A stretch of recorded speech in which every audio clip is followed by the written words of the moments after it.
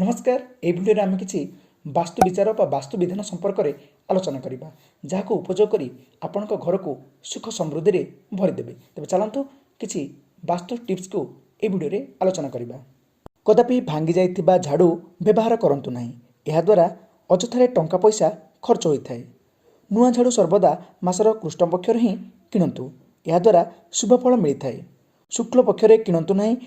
कृष्ण पक्षर शनिवार दिन झाड़ू किणवा शुभ। यह द्वारा सुख और समृद्धि वृद्धि पाई थाए।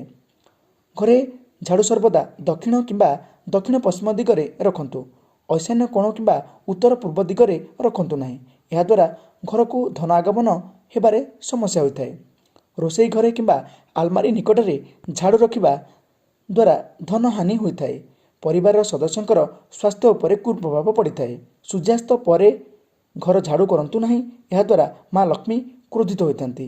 सूर्योदय परे और सूर्यास्त पूर्वर झाड़ू करंतु।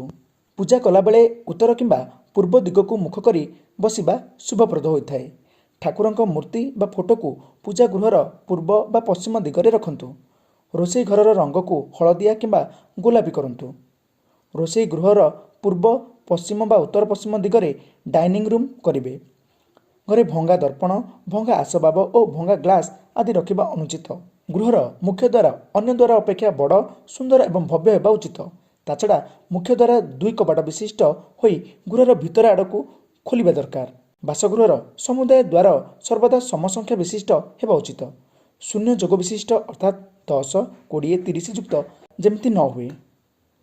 नवनिर्मित घरे पुराना दरजा किंबा कबाटर प्रयोग अत्यंत अशुभदायक अटे। भोजन कक्ष पश्चिम दिगरे करने सह उत्तर किंबा पूर्व मुख को करी भोजन करने उचित। गृहर ईशान्य कोण में देवतांकर स्थापन और लकर स्थापन करने शुभदायक। मुख्यतः अग्निकोण में रोषेई घर स्थापन सह पूर्व को मुख करी खाद्य प्रस्तुत करने एवं आग्निक कोण में खाद्य द्रव्य को साइती रखा उचित। प्रवेश द्वार निकट में मृत व्यक्तिंकर फोटो बा प्रतिमा रखंतु नहीं। मुख्य द्वार निकट में सर्वदा जलपूर्ण पात्रटीए रखिले शुभ फल प्राप्ति होता है। दैनिक रोषेई आरंभ बेले अग्निदेव को चिंतन और खाद्य समर्पण जरूरी अटे। मुख्य द्वार उपरे बाहर और भीतर पटे सबुज रंगर गणेशंकर मूर्ति स्थापन करने शुभप्रद होता है। मुख्य द्वार मध्यभाग में स्वस्तिक स्थापन कले गृह प्रति आसुथिबा समस्त दुख दुर्दशा दूर होता है। ये थिला वास्तु विधान संपर्क में किछि आलोचना।